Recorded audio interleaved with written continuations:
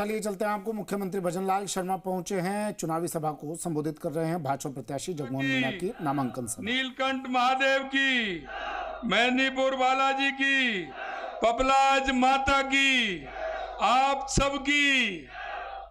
आज के हमारे प्रत्याशी जगमोहन जी के नामांकन सभा में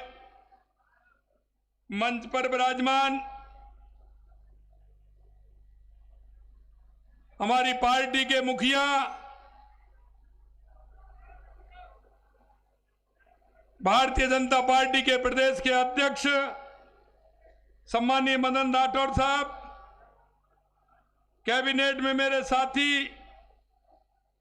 उप मुख्यमंत्री भाई प्रेमचंद बैरवा जी, माननीय मंत्री महोदय किरोड़ीलाल मीणा जी, पार्टी के पूर्व प्रदेश अध्यक्ष अशोक परनामी जी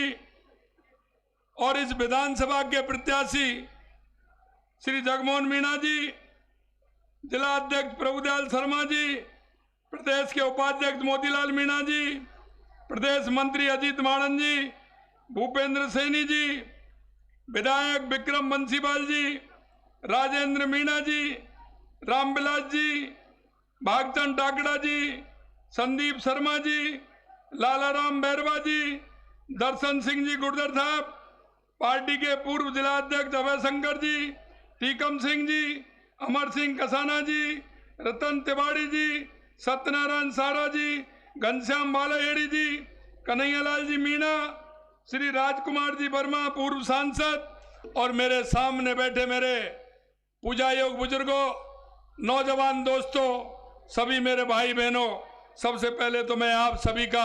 वंदन करता हूं, अभिनंदन करता हूं और आप इतनी बड़ी संख्या में आए, आप सभी को मैं नमन करता हूं। मेरे भाई और बहनों, ये पंच महादेव की नगरी है,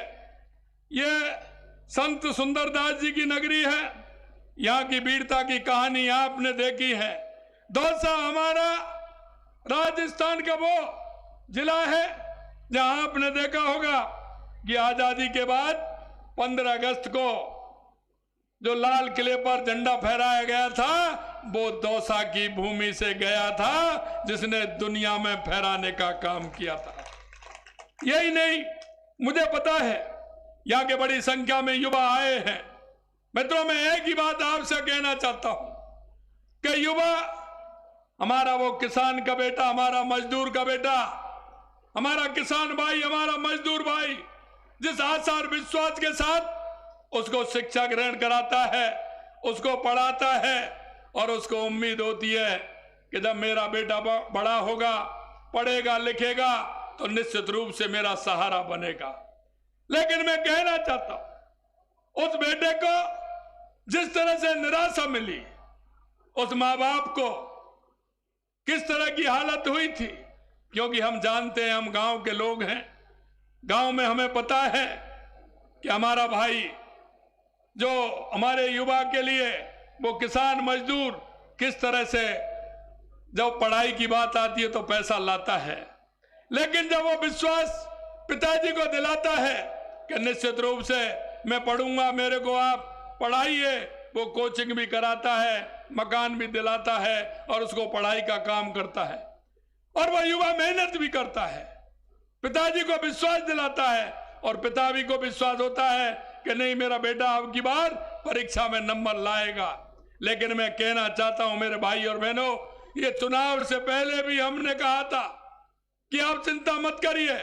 जिसने युवाओं के आंखों में आंसू लाने का काम किया है उसे हम किसी कीमत पर बख्शने वाले नहीं हैं। और आपने देखा है, डॉक्टर साहब ने कहा